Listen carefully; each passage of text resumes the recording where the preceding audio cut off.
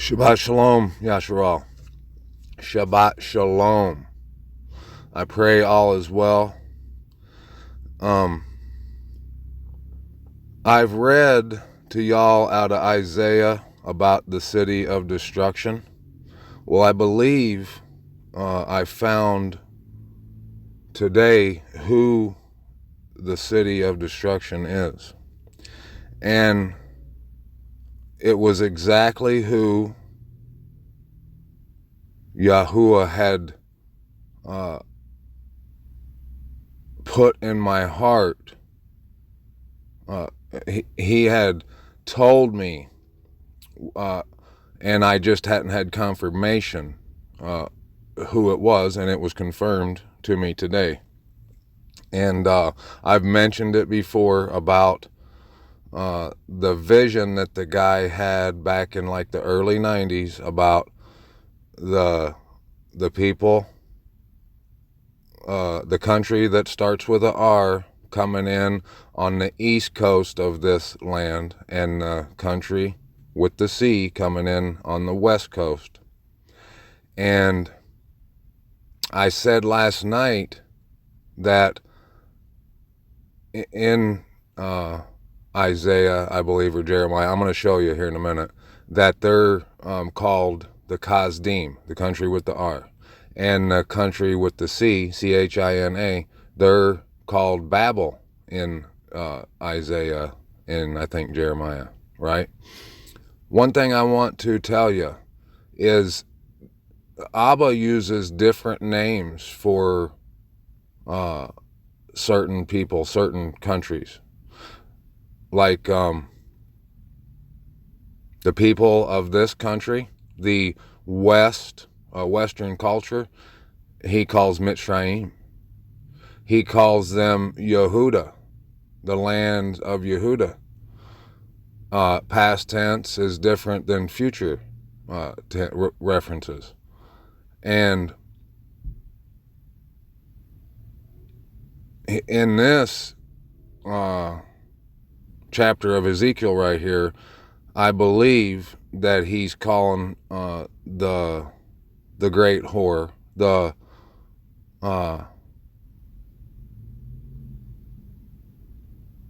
American spirit, I guess you would say, that is bigger than just this country.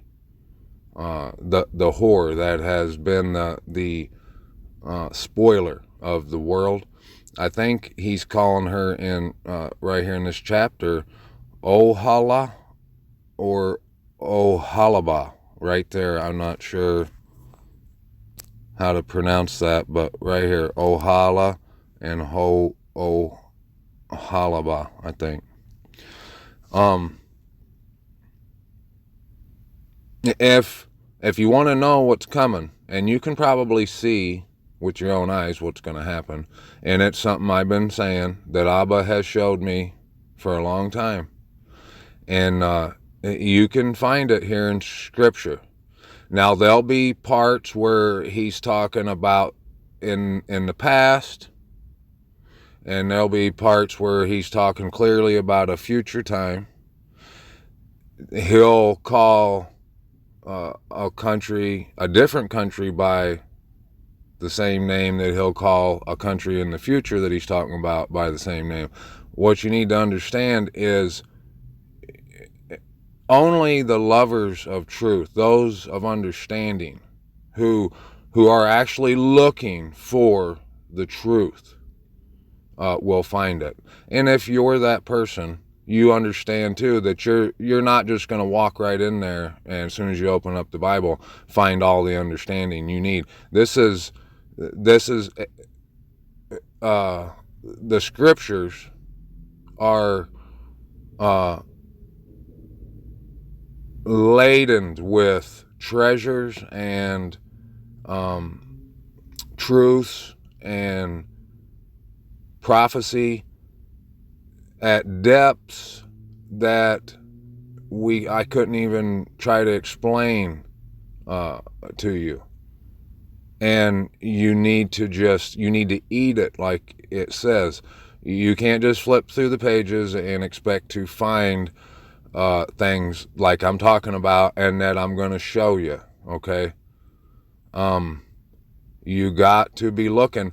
And I understand too. One thing I do need to make clear, uh, I I understand that that's not for everyone. Not everyone has been chosen, I guess, by the Most High to do that. And then some of us are. But at the same time, we who I guess who have been chosen to do this are to share it, we're to speak, you know. And I think it's important that whoever needs to hear what I'm about to say hears it. So I must tell what he has shown me. And before I start, though, you know, I know I sound like a broken record, beating a dead horse here, but look, I get accused of profanity because I say things like "kiss my ass" and bullshit. Okay, what you're gonna see coming straight from the mouth of Yahuwah in this chapter right here is far worse than anything I've ever said on here. Okay, and why I say that? I say that for this reason right here. The people that throw a fit over me saying things like "kiss my ass," and I'm not using hatred. I don't say those things out of hatred. I don't say it for out of vulgarity. I don't say it to be ruthless or I'm scorning anyone. That's how I talk. I use those words a lot of times to put extra emphasis on some things. And this is how anyone that is a spectator of me talking, using those words, getting mocked and getting slandered because of it, people throwing a fit, and then me trying to explain myself, and the whole discord between me and the haters and some of the people who do actually have compassion and are trying to understand why I use some words. This is what you need to understand.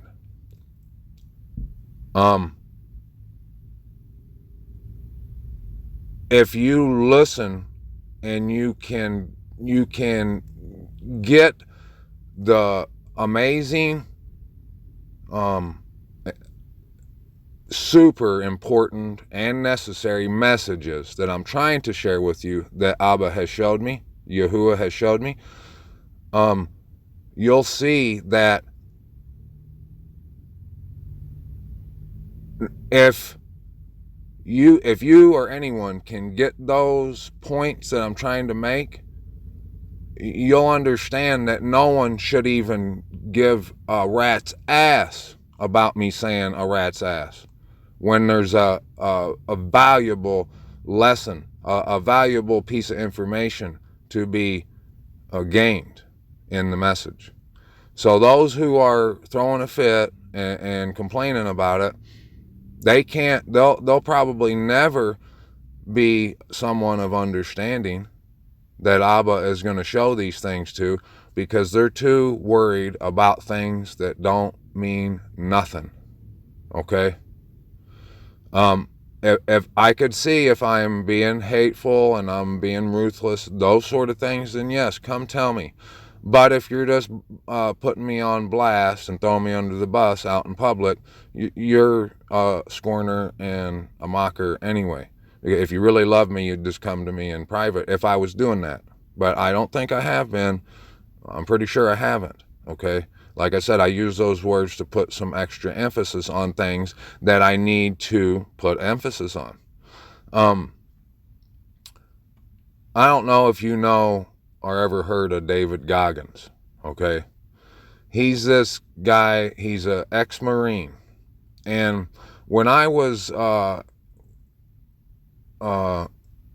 gym rat, in my gym rat days, I heard about this guy, and he says the F word about every other word. And now I'm not telling you to go look this guy up or anything. I'm not saying anything like that. I'm showing you an example of what can be gained by maybe dealing with some things that you're not used to, or you might feel uncomfortable hearing them, right? But some things you have to work for. When I was working out, I found him, and he was an ex-Marine, and he went through this thing that all Marines, I guess, go through, and it's called Hell Week, right?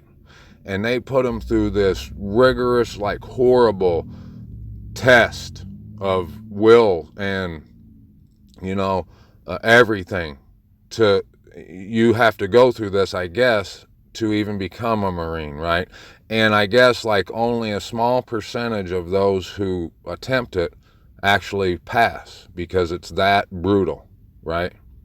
And he failed once, I think, or twice, which is unheard of, but that's neither here nor there. But when he tells you, he's a motivational speaker. If you're trying to get fit and stuff, if you can deal with someone saying the F word, and I'm not saying I like it, I'm not saying to go for encouraging someone to go use the F word. I don't use it like that, So what I'm saying is, he says some things in some of his videos that will make you want to get up and run 100 miles. And he says the F word every other word out of his mouth. And I know a lot of people have a problem with it, but that guy has got a way about him that he will get whatever you have in you out of you. He's just got a way with words and a way to say things. When he's talking about what he went through Hell Week and how he found it within him to overcome his willingness to give up, his desire to just stop, the voices in your head that are telling you, you're not good enough, just give up, just quit, lay down, and, he says some things that worked for me personally that made me push myself to limits, to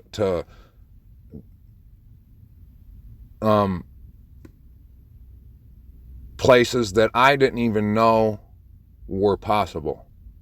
What I found and learned in those years of me being a gym rat, and I'll never go back to that, because there were things that I did that were an error, that were prideful, that are things and behaviors, actions that I did that I would never want to do again, that were wrong. But there's a lot of things that I learned that I had to learn, that I couldn't be who I am. Abba had to take me through those years and show me those truths, like the human body is capable of so much more than most people even realize, that you can do things that you had no idea you thought you could never do, but you actually can.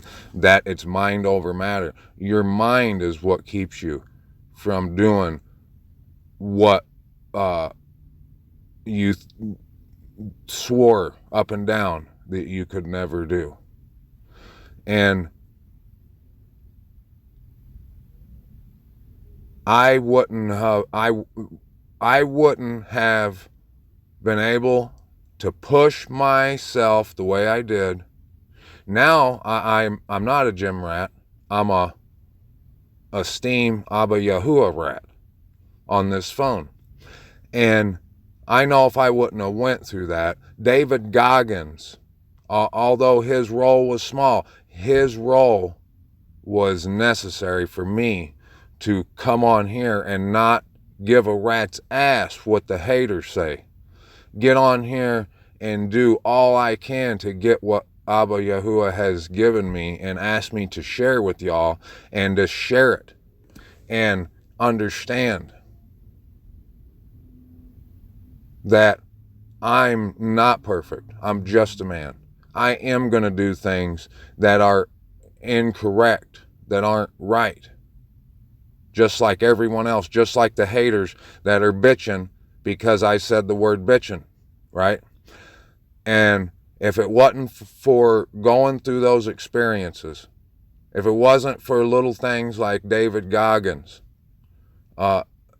those experiences I've went through in my life, I would have given up a long time ago, a lot of times. Like yesterday, I wanted to just quit. I really did, because of the flack I get over my language, right? Even though I know that saying bullshit is no different than saying bullcrap, and they wouldn't have a problem with that. They probably use those words, bullcrap, all day. And they probably watch things on the television that's far worse than hearing the word bullshit, right? But I had them thoughts in my head to just give up, that maybe I'm not the guy for the job, because I can't, I do say things like that, you know.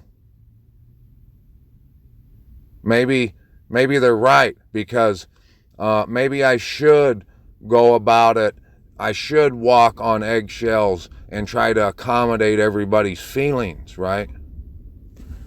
I'm going to show you this what we're about to read about, what's going to happen here in this land, probably in pretty soon, you know, it's probably coming pretty soon here. And it has a lot to do with exactly that, okay? We're going to read why Mitzrayim, the land over here, has to be destroyed. We're going to learn who the city of destruction is, and we're going to learn why all these other countries just have it's just burning with, you know, inside of them to set the place on fire. And I'm going to read to you, and those who have eyes to see and ears to hear, they'll hear it. Those who don't, won't. Those who will bitch, and they'll probably always bitch.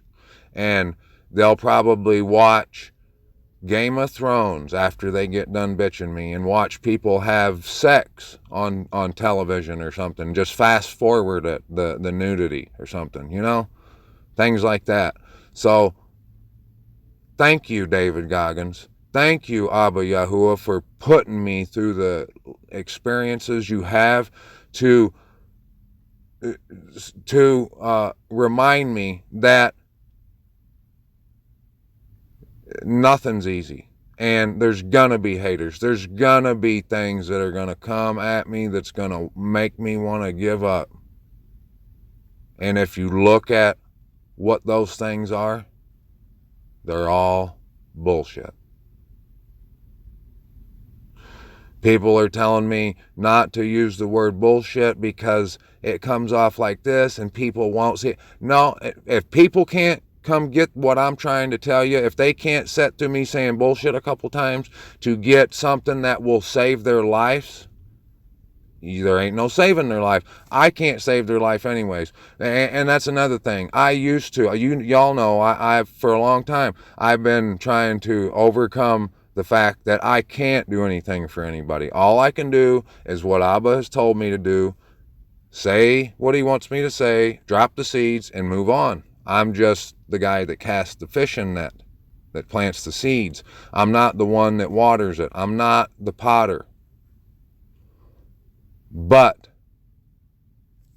I do have to do my best. I have to put emphasis on things. I have to make it as clear and understandable as possible to do the best job I can, so people can understand and I can convey the message the best I can. Not so tushes get pattied not to play patty cake here. I'm not here to pat you on the tush. I'm not here to whisper sweet nothings in your ear. I'm not here to tickle your ears. And if ear tickling's your thing, then this channel is not. If finding the truth and going through some pain, having a little blood trickle down out of your ear to get it, and you understand that no pain, no gain. You understand that the truth is hard to come by, and you must dig for it. If you understand that, then pull up a chair and grab some popcorn, because I'm going to show you right here a few things that I know you're going to want to hear. If you already know it, then hey, awesome, hallelujah. Of Ezekiel. And the word of Yahuwah came to me, saying, Son of man, there were two women, daughters of one another, and they whored in Mitzrayim. They whored in their youth. There their breasts were handled, and there their maiden nipples were squeezed. See there, you guys who are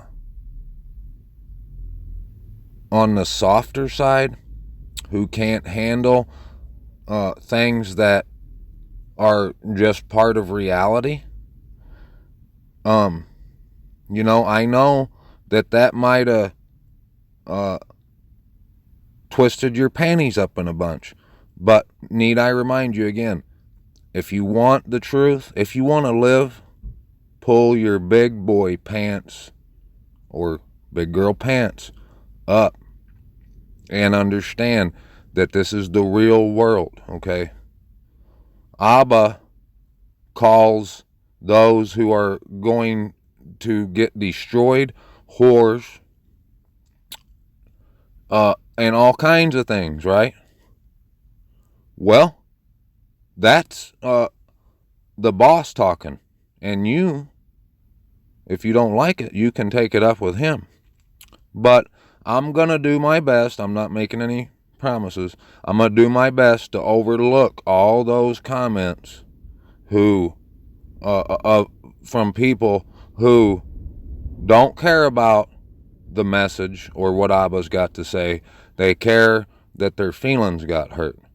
And them's the same people that'll say, I put my Christmas tree up because for this reason. I don't look at it like that.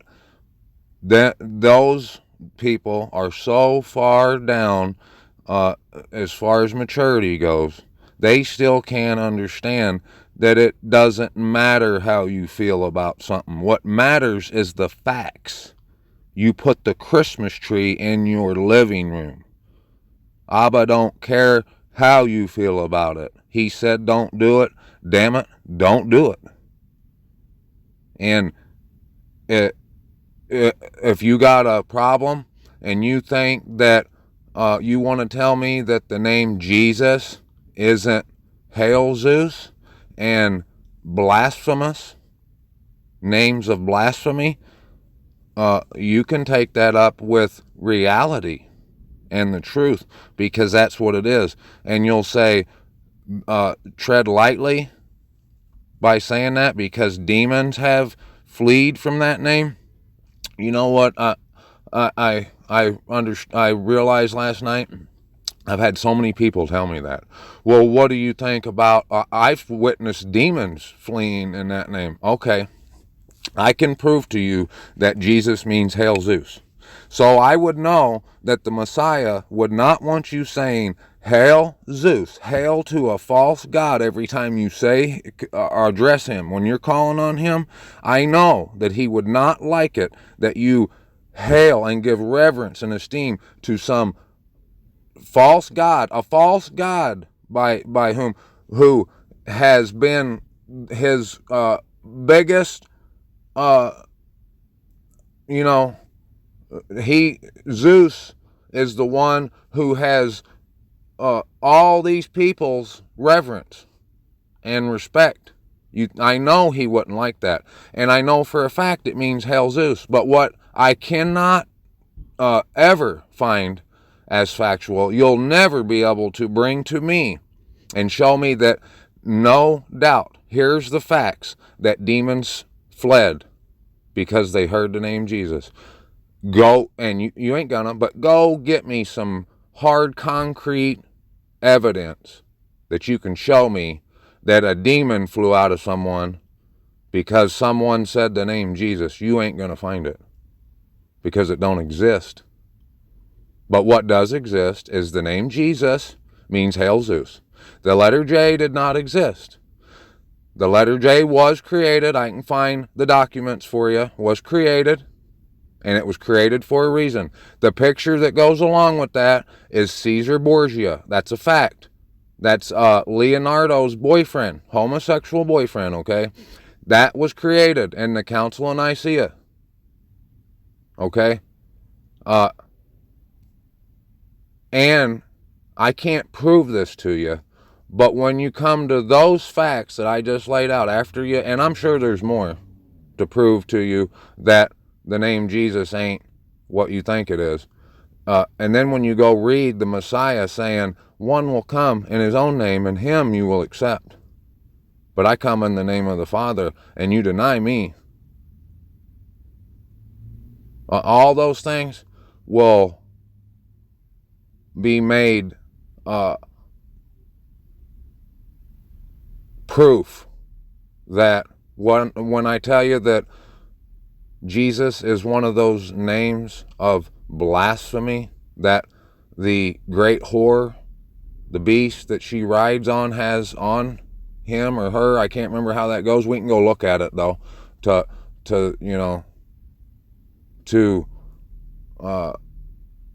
get it right. I can't remember if it's on the woman's head or the beast she rides, the scarlet beast. One of them, that they have the names of blasphemy. You are going to tell me that it ain't blasphemy to call the Messiah Hail Zeus every time? And you know what the common argument is? Well, I know the Messiah isn't going to destroy you because you didn't get his name right. It's not. See, you see how they argue with nonsense, right? I never said anything about getting his name correct. I said stop calling him by a blasphemous name. We can debate about what his name actually is another time, because that's not what we're doing right now. I'm saying stop calling him by Hail Zeus. And don't come at me with things that are worthless, vain arguments that have no reason to them whatsoever. And their names were Ohala, the elder, and Oholabah, her sister. And they were mine, and they bore sons and daughters, and their names, Shamaran is Aholah, and Jerusalem is Aholabah. See? Shamaran, I think that's, let me look at the KJV real quick just to get a reference. Where is it?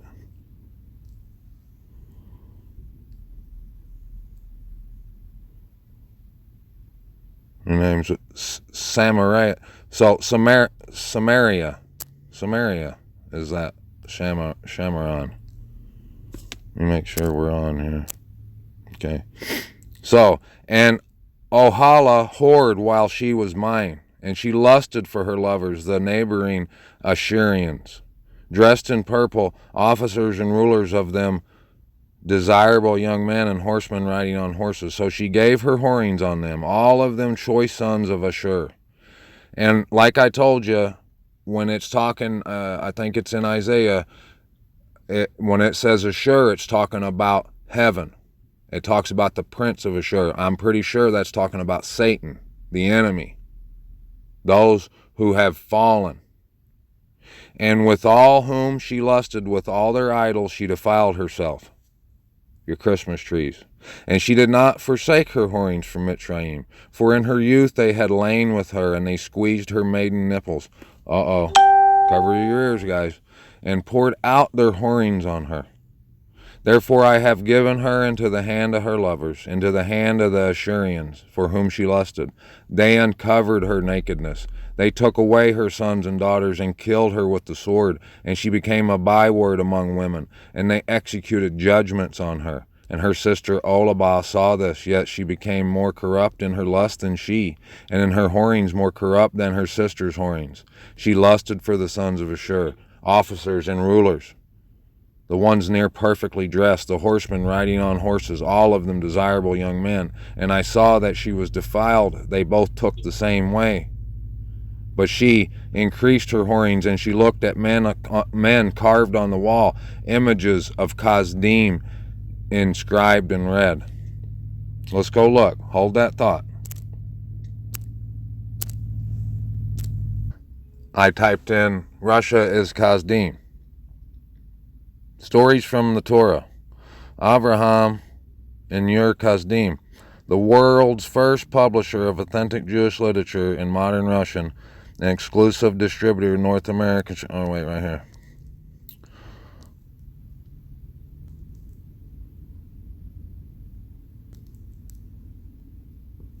Wrong one. My bad.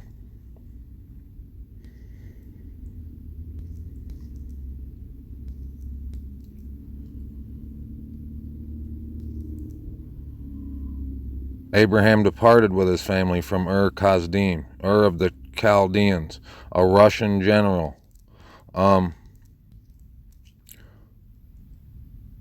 Tour by the Russian southern members of Congress from the seceding states had withdrawn Kasdim or Kasdim. You can see how it's related to Russia, to the Slavic region. Ur Kasdim. Pronunciation of Ur Kasdim, Polish, Portuguese, Romanian, Russian, Serbian. You can see. And then when you go look, let's go back to the word, and you see how the Kasdim and Babel ends up having this relationship. Okay, where were we? Verse 14. But she increased her whorings, and she looked at men carved on the wall, images of Kasdim inscribed in red. See how it points that red out, which is one little identifier. Girded with belts around their loins, flowing turbans on their heads, all of them looking like officers, like the sons of Babel of Kasdim, the land of their birth. Babel.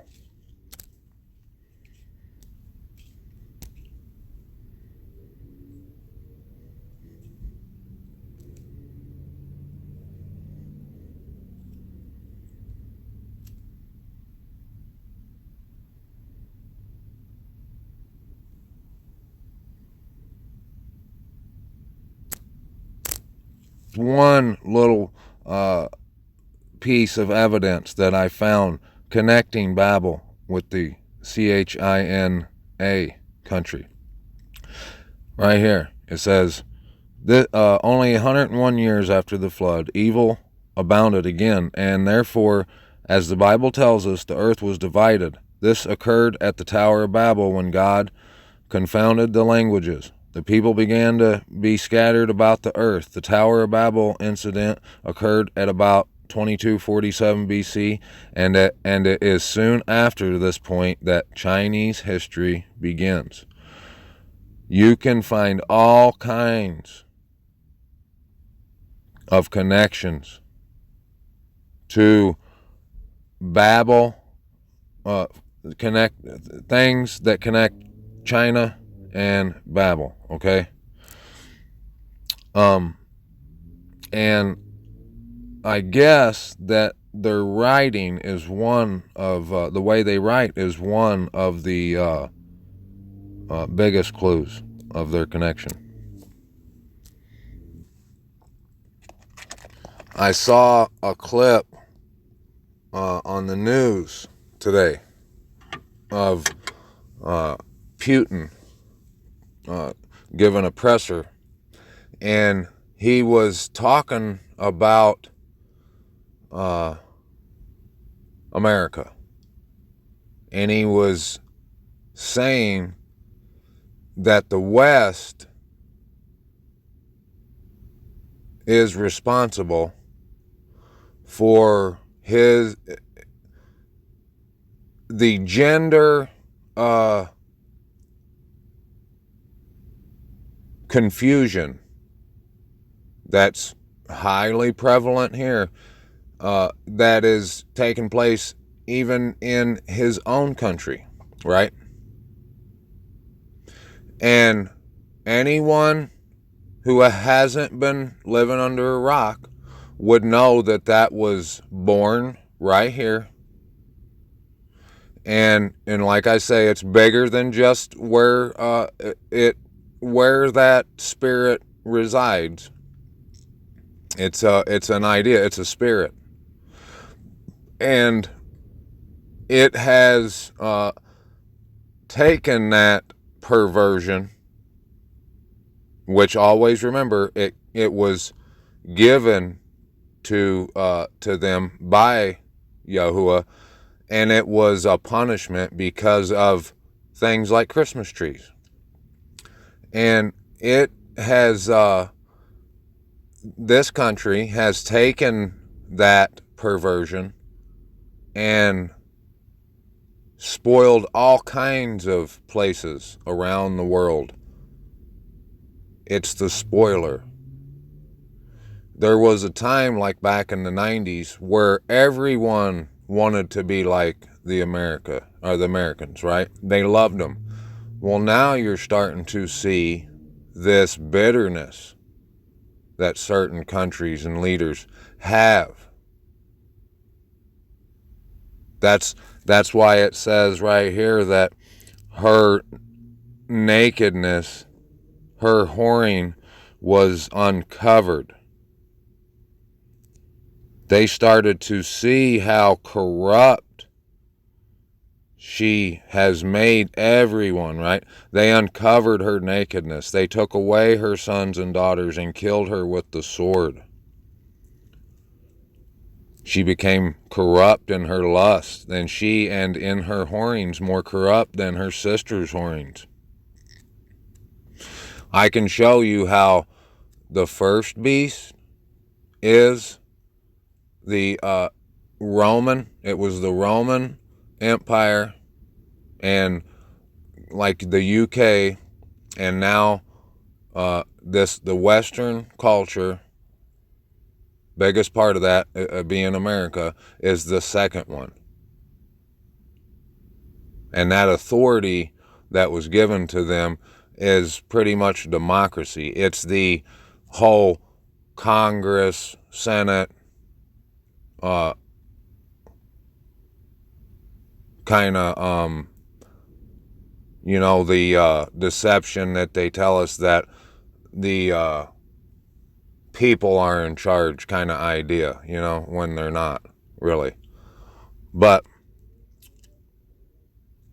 if you read in Revelations, when it says the Most High puts it in their minds, gives them one mind to destroy her, right?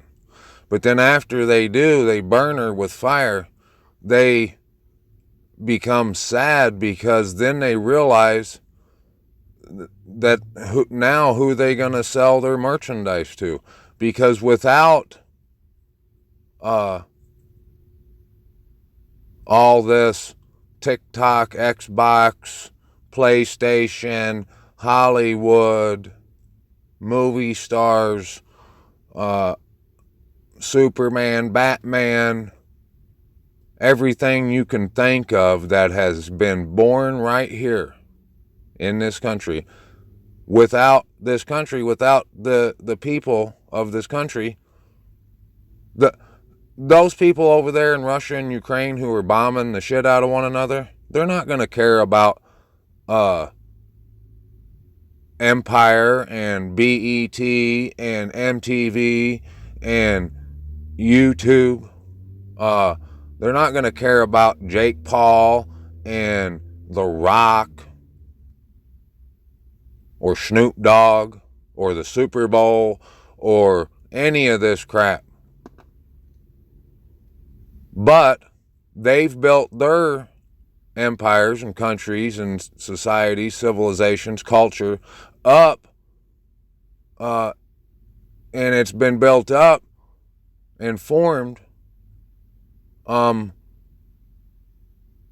account of this country, on the way that she has whored.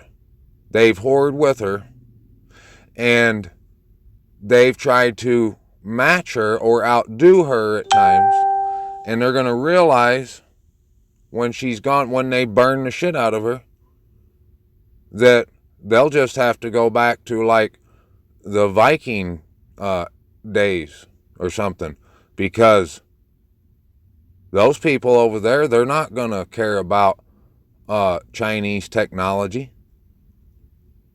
We're the ones that's been buying everything made in China. This is all being schemed by the enemies. But like I always say, you got to remember that Abba Yahuwah has put it into their minds, the evil ones, because it's a trap for those evil minds who only lust blood and they think about violence and all this stuff.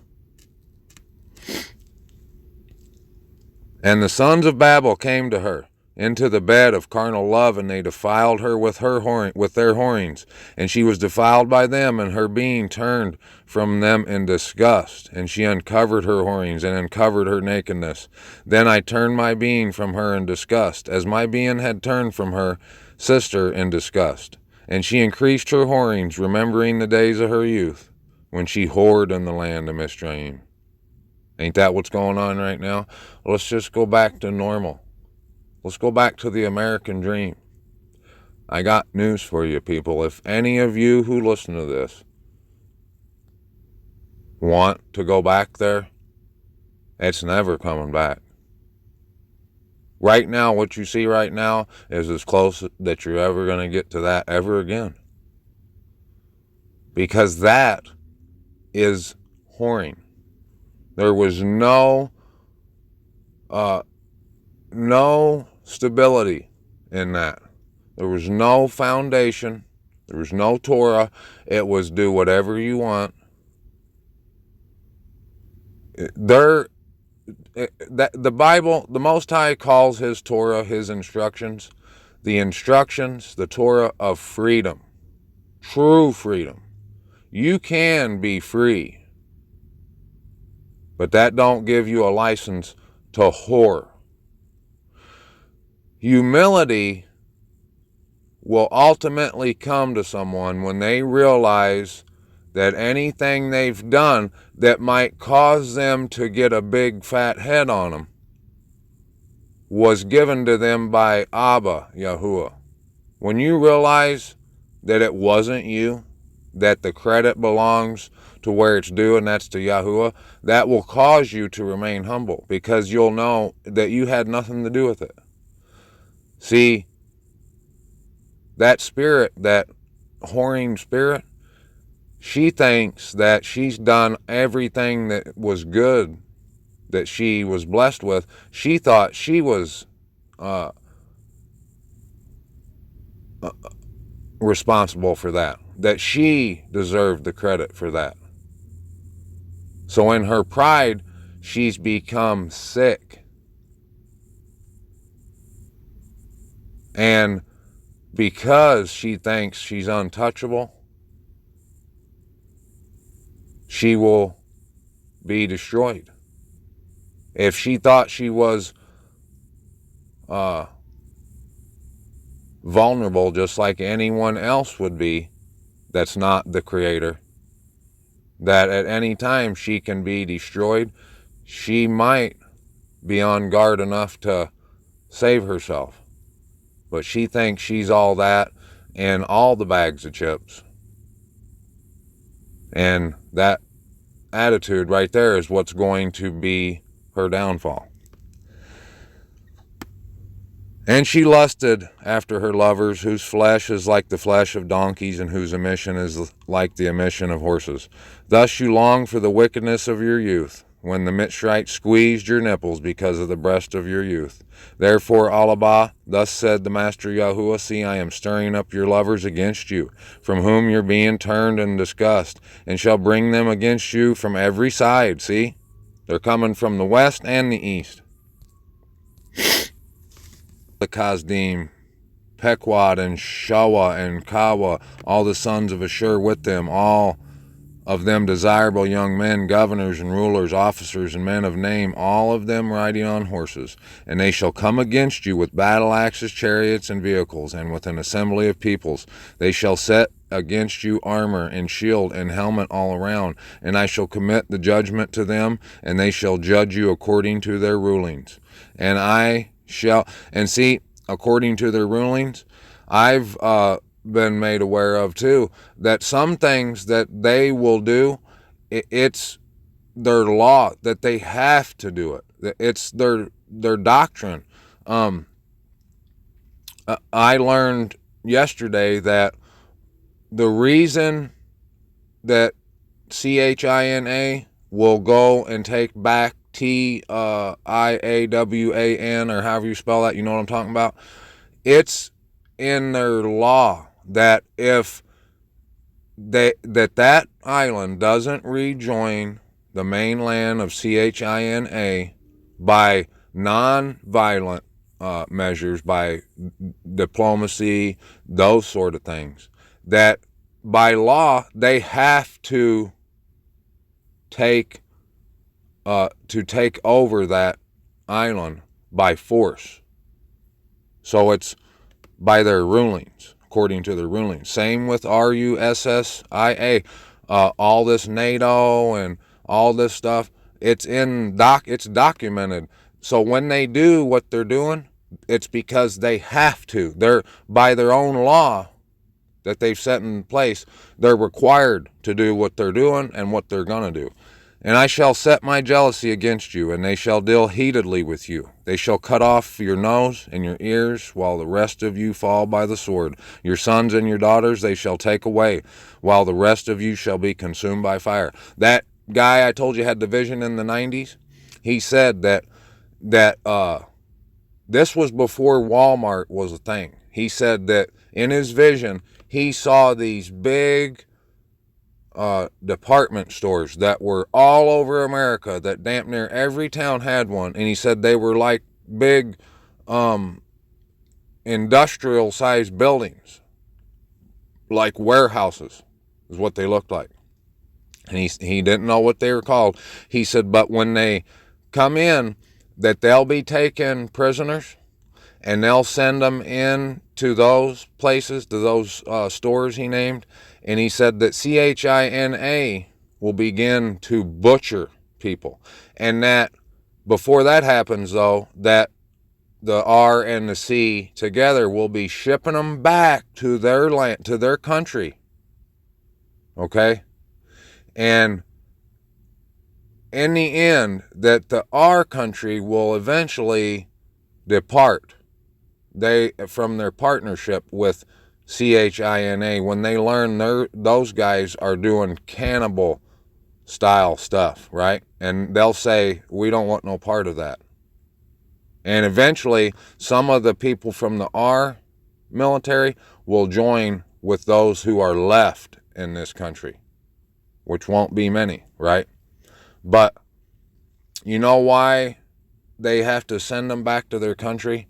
Because they know that what they're fighting against, what they're coming to fight against, isn't just this country. It's the spirit. It's the idea that they want to destroy, that for their own sake can no longer exist. Your sons and your daughters, they shall take away, while the rest of you shall be consumed by fire. And they shall strip you of your garments, and shall take your pretty jewels. And I shall put an end to your wickedness and to your whorings from the land of Mitzrayim, so that you do not lift your eyes to them, neither remember Mitzrayim any more. For thus said the Master Yahuwah, see, I am giving you into the hand of those whom you hate, and to the hand of those from whom you are being turned in disgust.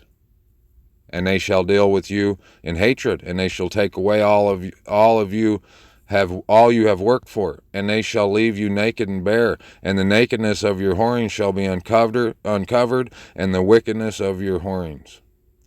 I do this to you because of your whoring after the nations, because you have been defiled by their idols. You have walked in the way of your sister, and I shall give her cup into your hand.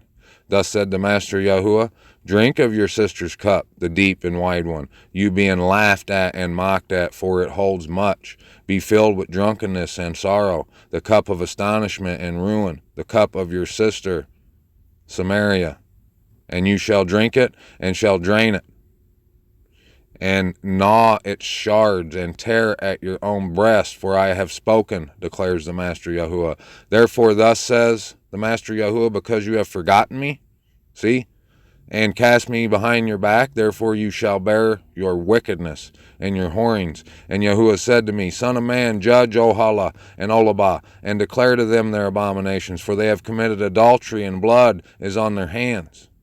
And they have committed adultery with their idols, and have offered their sons whom they bore to me, passing them through the fire to devour.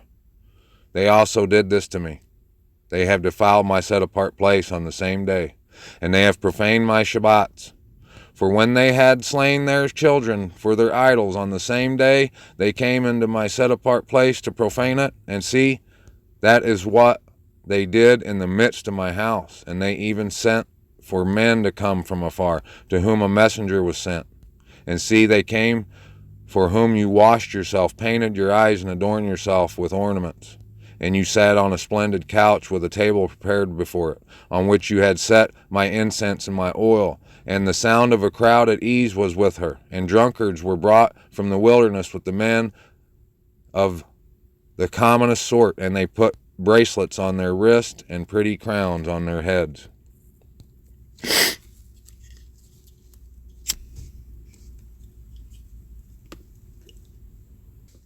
That most people, these people who see no harm in having Christmas trees and Easter bunnies and all these things, which is exactly what Abba Yahuwah talks about when he says that they turn their back on him.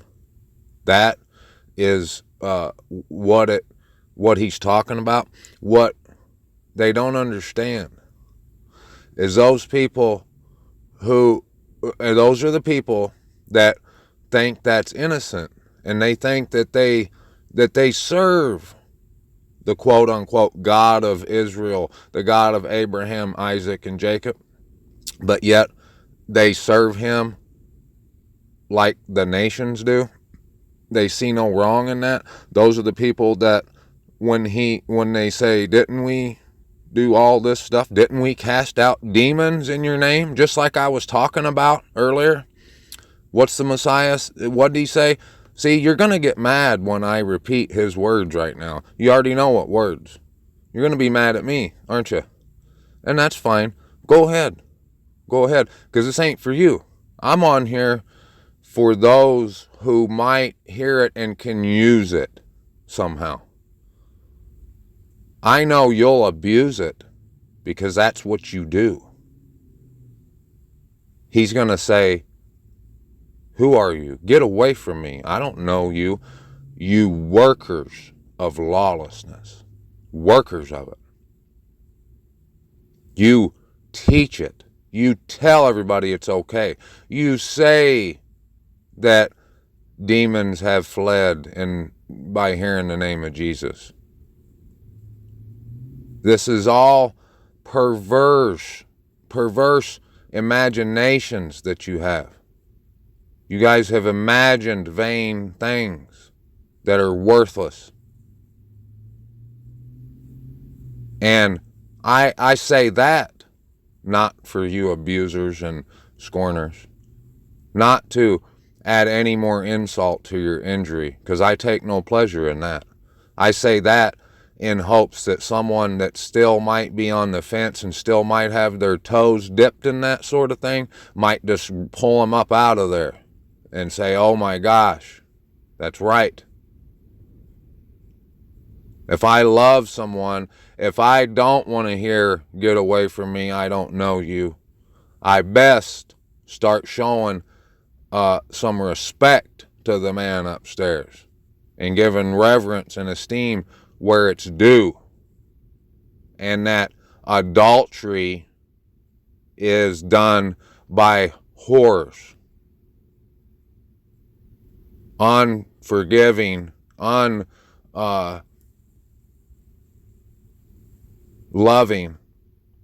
unremorseful whores who have no shame in their game. They are whoring and they love it. And that is, they want to tell you, damn right, that's what we're doing. And we're going to do it some more because we don't care what the Most High thinks. That's what they say by their actions, but they'll tell you, he's not going to care if I don't have his name exactly right. No, he don't. And you'll argue those points with people like me that don't argue those points, because we're not arguing. We're saying that because you want to call him whatever you want, that you're not even going to put any effort out to see if what we say is true, because it's about what you want and how you feel.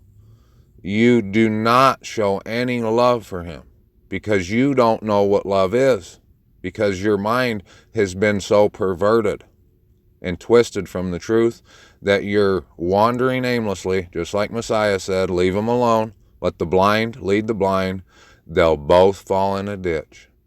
And why would he say that? Why would he say let them both fall in the ditch? Because you can't help them. You can't stop them because they're going to walk around blind. Well, if they fall in the ditch, it'll be their own fault. And it won't be because they didn't have any help offered to them. They've refused it. They bit that hand that tried to help them from falling in the ditch.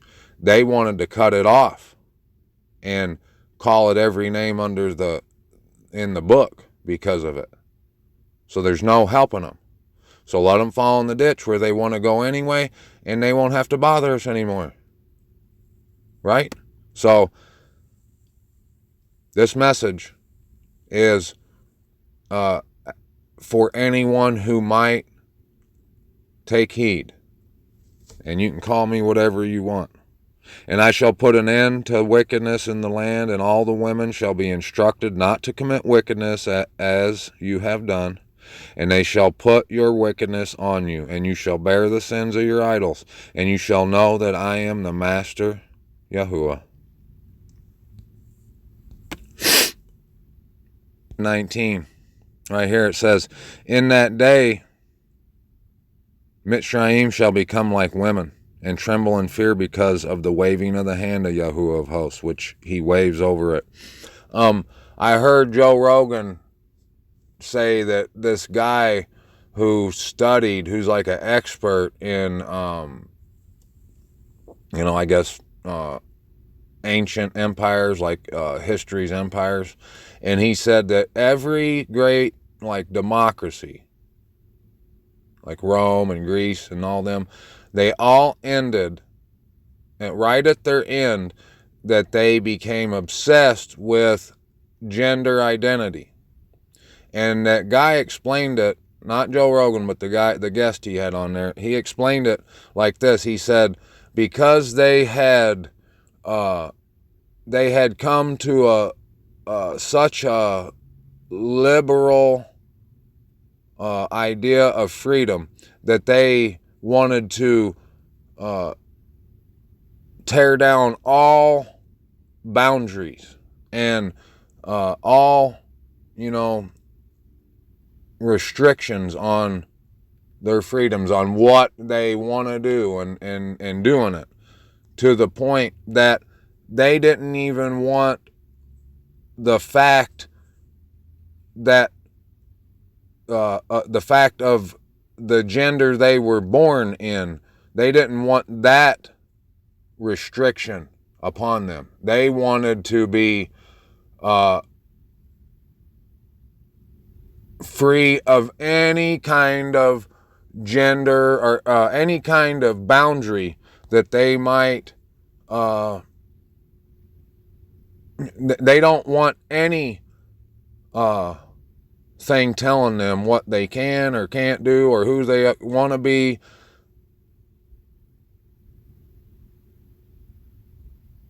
You can't go anywhere nowadays without seeing a lot of men with plenty of sugar in their tank, if you know what I mean. And you can't talk to very many of them, if not all of them, and you'll get the hint. You'll know that the reason they are acting that way is because they want to, and it's an arrogant. It comes from arrogance and rebellion. It's coming from because someone told them not to, because they know it's not right, so they want to do it, and they want to rub it in your face. That's why they want to teach it to our children in 3rd grade. They want to have transvestites come and read books to them in the library. There's no boundaries anymore. And it was all created, all born from the attitude that you can celebrate Christmas. And I know the people who still are participating in that stuff, they'll deny that fact that I just stated. And it's a fact. That because there was no foundation, the scripture says that a wise man builds his house upon a rock. And what the Messiah was meaning when he said that the foundation of a rock, he was meaning the Torah, the instructions. And when he said a fool builds his house upon sand, and when the storm comes, the flood comes, it washes it away. You can sum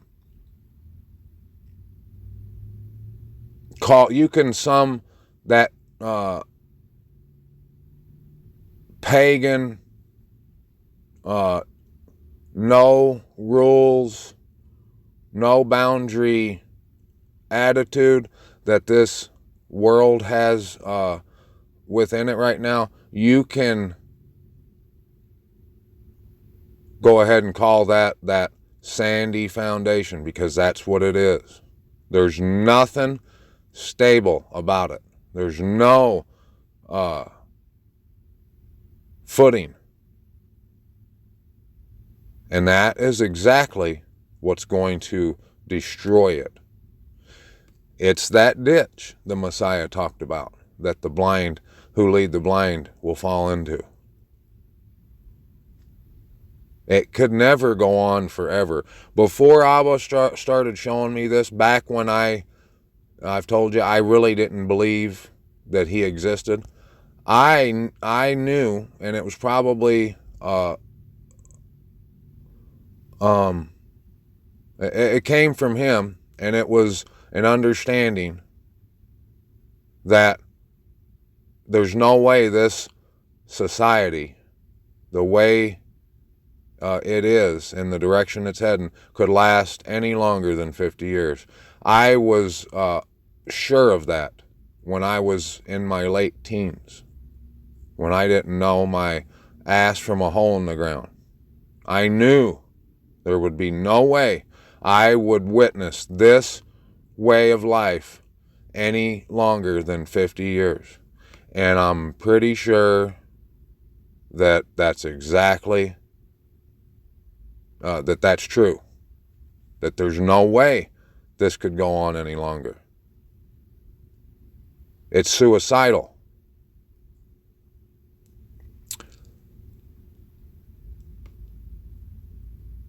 Right here, Isaiah 19. And the land of Yehuda shall be a fear to Mitzrayim. Everyone who mentions it fears for himself, because of the counsel of Yahuwah of hosts, which he has counseled against it. Now, see, in the beginning, when I was telling you, you got to understand that he calls countries certain names in past tense and different names in future, whatever.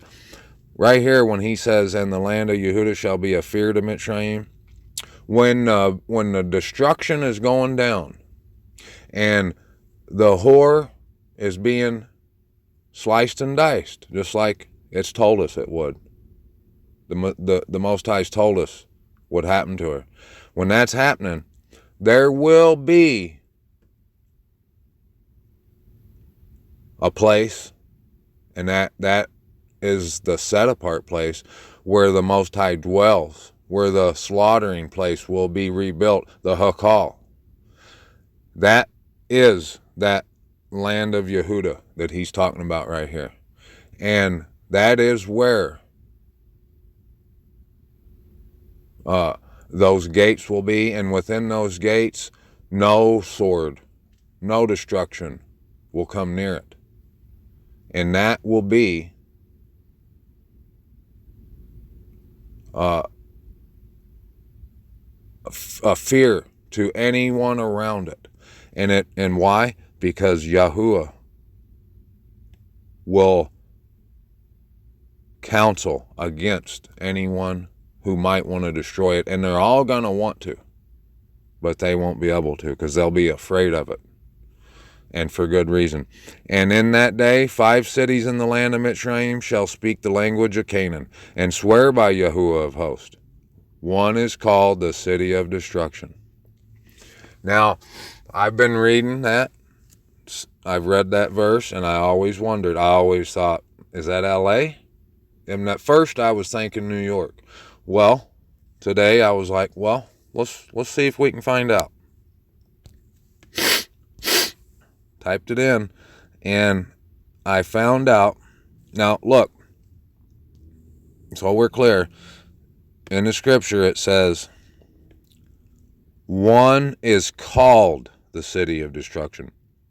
Now, he's not saying that he calls it that, or that's what it is.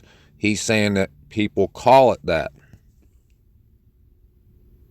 Introduction, Chicago, city of destruction.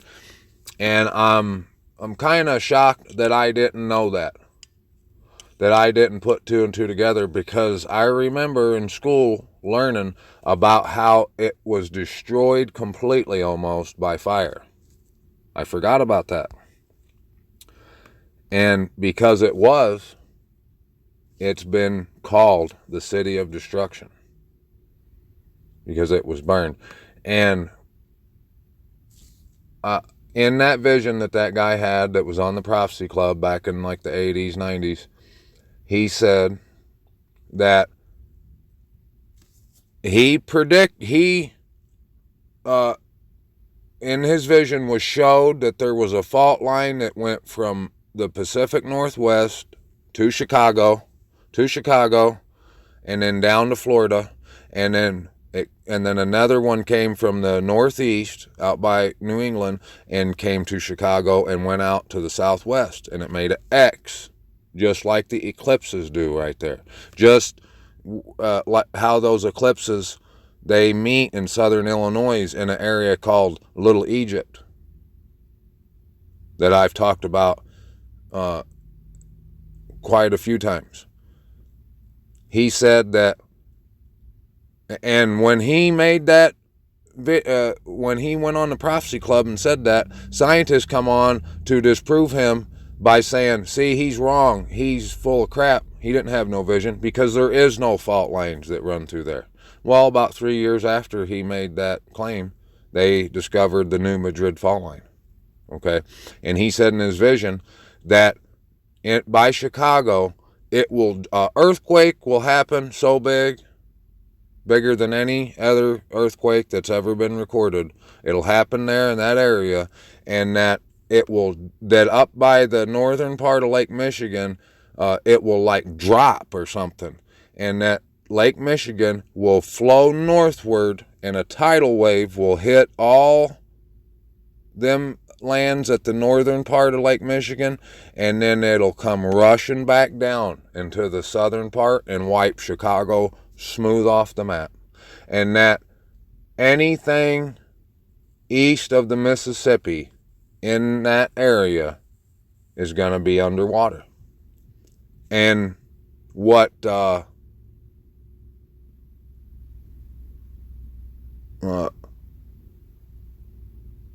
coincidentally, how would I say that? What's crazy is I've seen maps, you probably have too, that I think the military has drawn up and whatever, and they show that in the future they believe that the whole Midwest from Chicago down to the Gulf of Mexico will be nothing but water, and that the mainland of America will be like broken up within 2 or 3 it'll be 2 or 3 places. So let me go look at that. I've showed you this before too. Let's go look. Now, I've been looking at this for a while, ever since I saw that episode of the Prophecy Club. You can see how that is totally possible. This area right here, it's like a bowl. Down here, let me do this. Oops.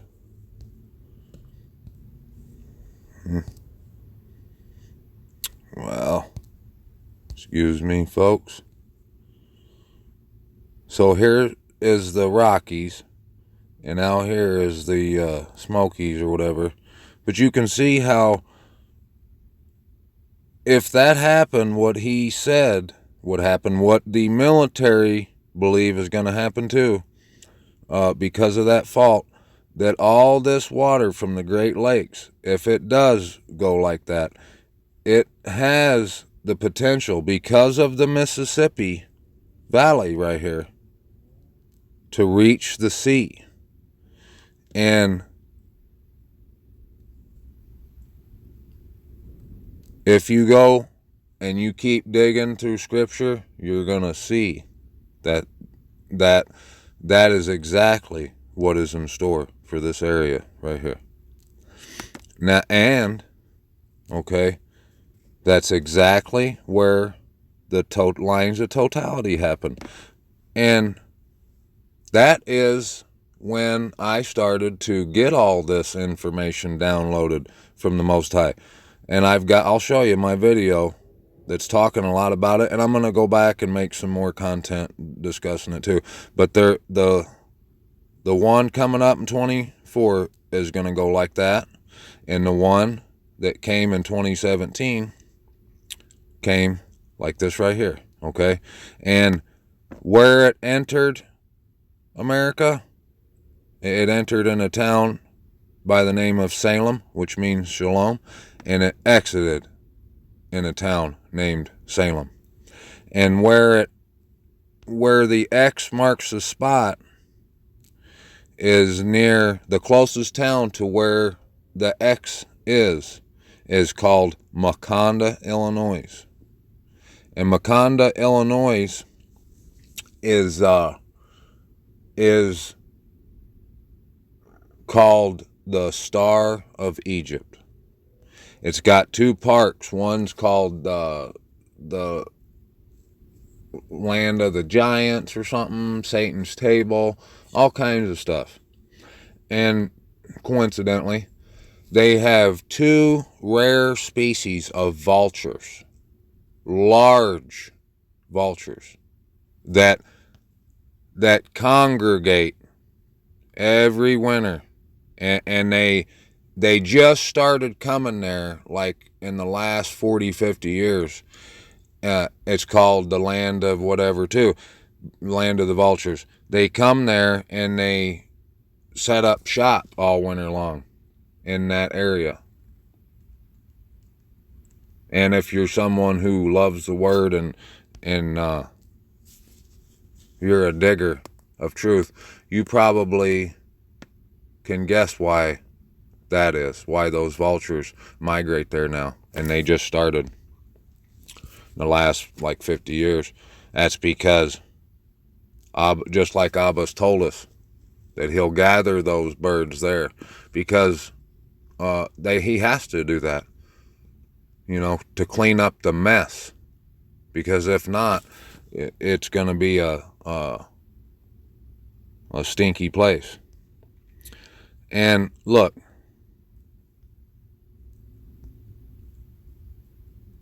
there's all kinds of verses in Scripture where the Most High says, I'll hide my face from you. And there's also a lot of verses that says, those who love me and that love the truth and that love right ruling and the Torah instruction and stuff, he will reveal his face to them.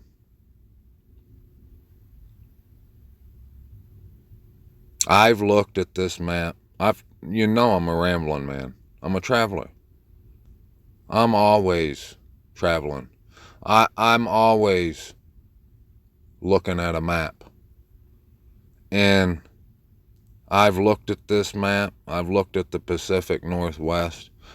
I've told y'all, all out in here in the West, I've always had this mysterious pull, this like gravitational pull on me to go out there. Always. And anywhere else, if I'm to think about, if we're talking about going anywhere else, out east, to the Bahamas, anywhere, I just have this disgust, not like just a feeling come over me of nah, I'll pass. But I've always desired to come out here. I've always looked at this map and I've never seen that face. That face right there, in case you haven't been paying attention. That face right there. And now I see it.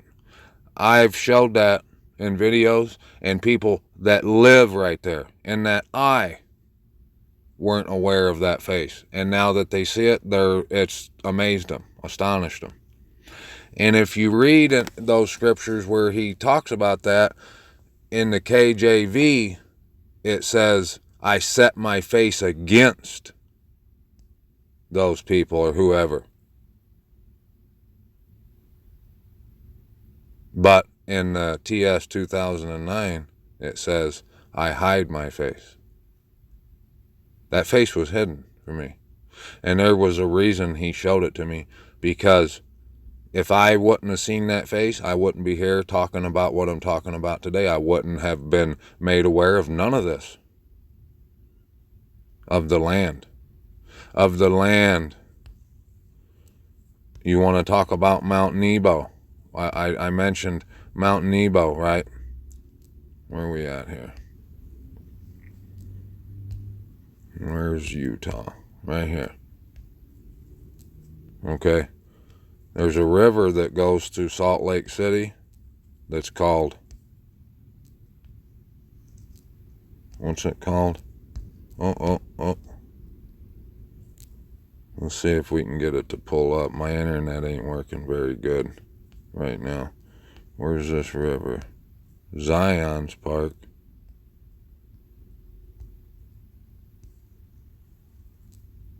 Pretty sure the river goes right down through all this stuff.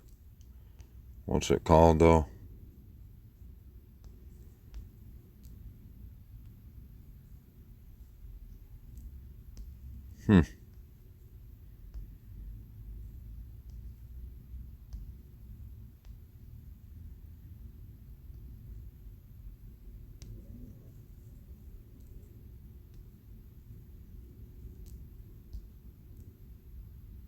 There we go. West Jordan.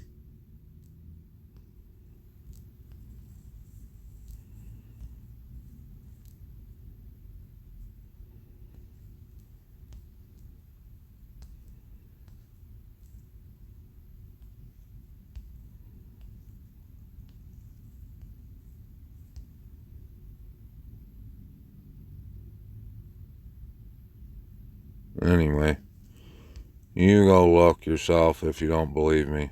That river right there is called the Jordan. And that's why it says right there, West Jordan,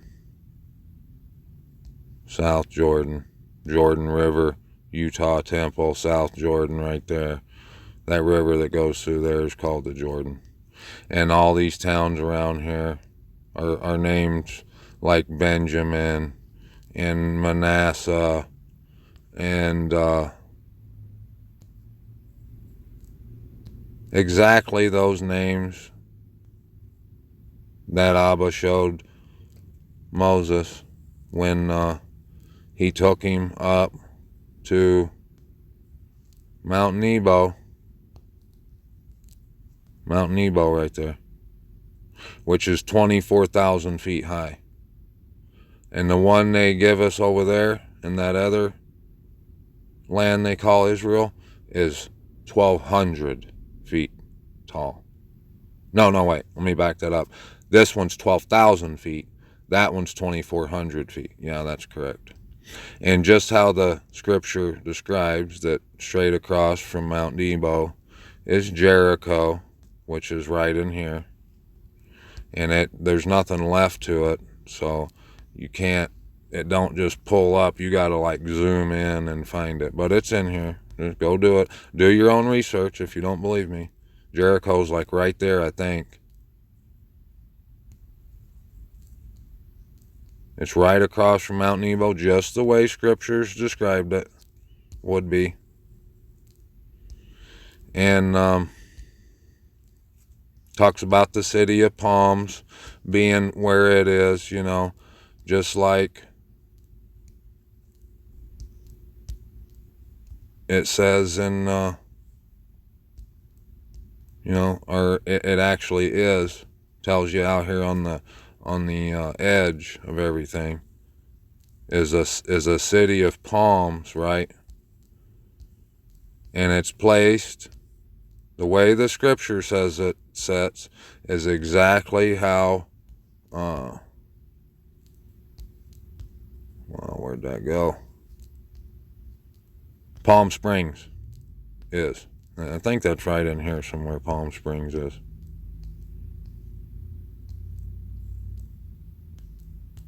Where is that? I gotta show you. And I apologize about the sound of my finger on the phone. Well, that's just how it is. I can't do nothing about it. It's just like what I was talking about earlier. You're just gonna have to deal with it. Palm Springs. Everything lines up. The way that the Colorado River runs into the Gulf of Mexico, like I told you last night, goes, and it's exactly how Ezekiel talks about. Let me show you real quick. You know, a lot of the stuff I got in here, I got so much evidence and proof to back up the stuff I say. A guy told me last night that I need to tread lightly about saying that Jesus is hell Zeus.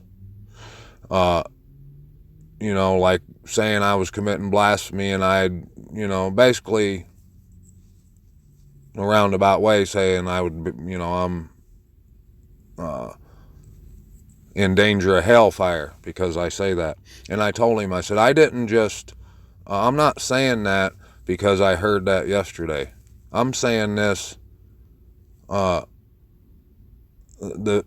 me saying that comes from blood, sweat, and tears. See that right there? Iesus is Greek for hail Zeus, right there. You see that? And that's just one piece of evidence I have. I have tons, and most of it is scriptural. But if you come down through here, I got all kinds of stuff that's just here, saved, to back up all the land, all the stuff I've been saying about the what we're talking about right now, right there, the Colorado River Delta right here. Let's see. Is the region where the Colorado River flows into the Gulf of California. See, my mistake. Not the Gulf of Mexico, the Gulf of California. Also now known as the Sea of Cortez in eastern Mexicali municipality in the north of the state of Baja California. Let's see. The delta is part of a larger geological region called the Salton Through. Historically, the interaction of the river's flow and the ocean's tide created a dynamic environment. That's what I wanted to say in last night's video. Supporting freshwater, brackish, and saltwater species. Within the delta region, the river split to the multiple braided channels and formed complex estuary and terrestrial ecosystems. The use of water upstream and the accompanying reduction of freshwater flow has resulted in the loss of most of the wetlands of the area, as well as drastic changes to the aquatic ecosystems because of the salt, right? Because the salt goes up that river, go check it out, like no other place, and it happens only in that place and no other place in the world. And that's exactly how Ezekiel describes the Euphrates right here. Okay?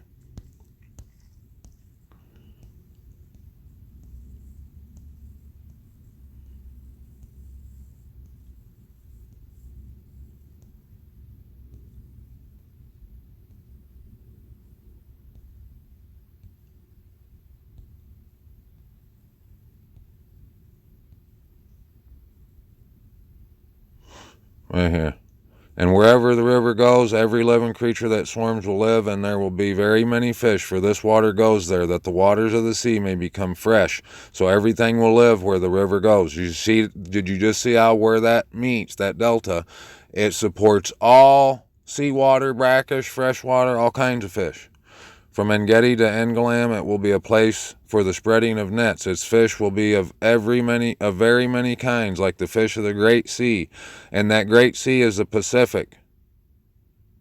The Mediterranean is about the size of the Great Lakes put together, right? Well, the Pacific is the Great Sea. It's the biggest sea. And see, but its swamps and marshes will not become fresh. They are to be left for salt and on the banks. And you can see that that river that it's talking about here in Scripture is, let's see,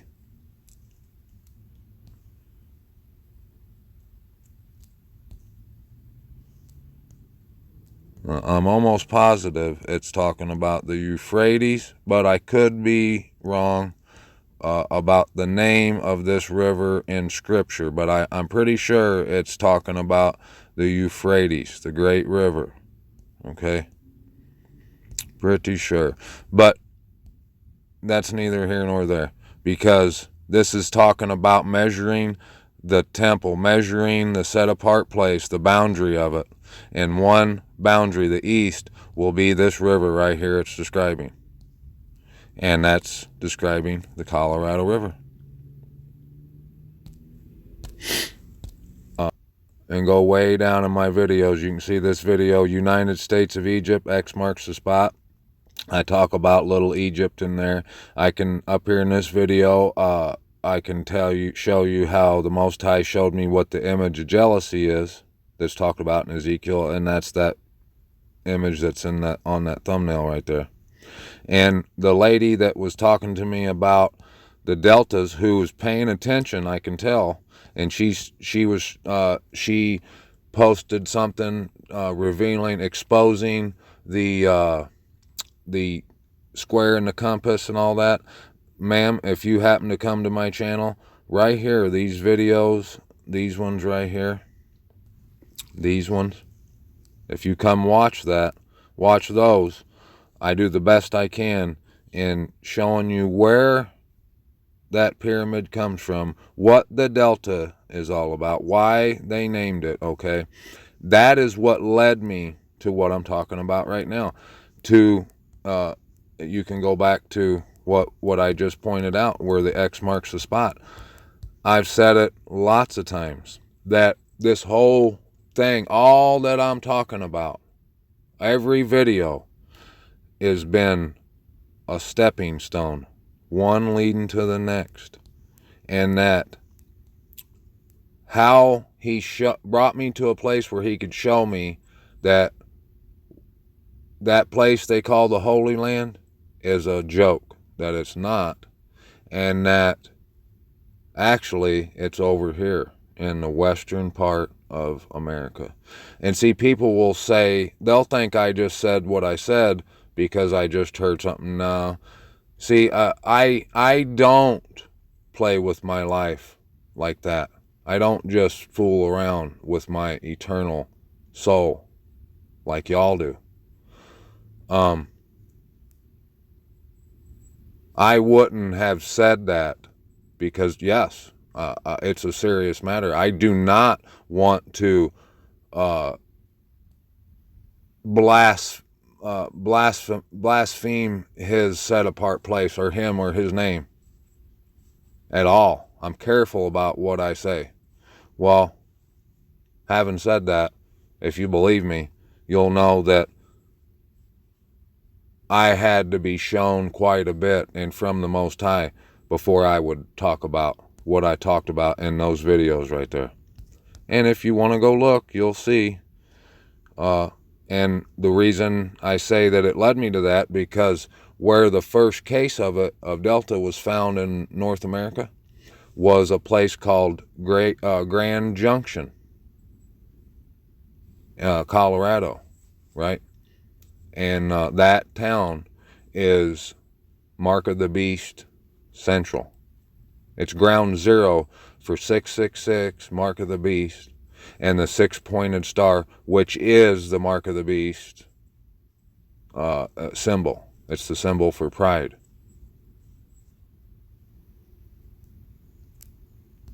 And that led me to the land.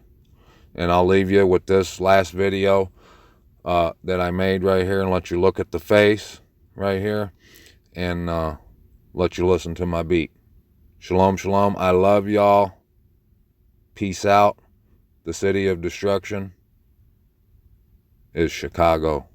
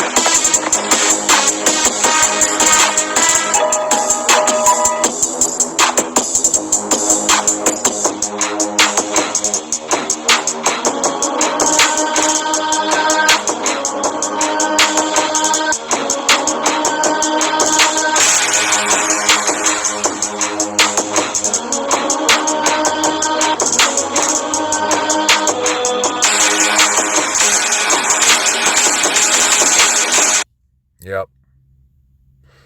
There you have it. Not bad for a dirty no-gooder, eh? But I'm from the lower pool, and I give all my esteem, all honor, all praise, all glory, all credit to the only spot that credit is due, and that is my Abba, Yahuwah, the Most High, our wonderful Creator. Shabbat Shalom to my Mishpachah. D's out.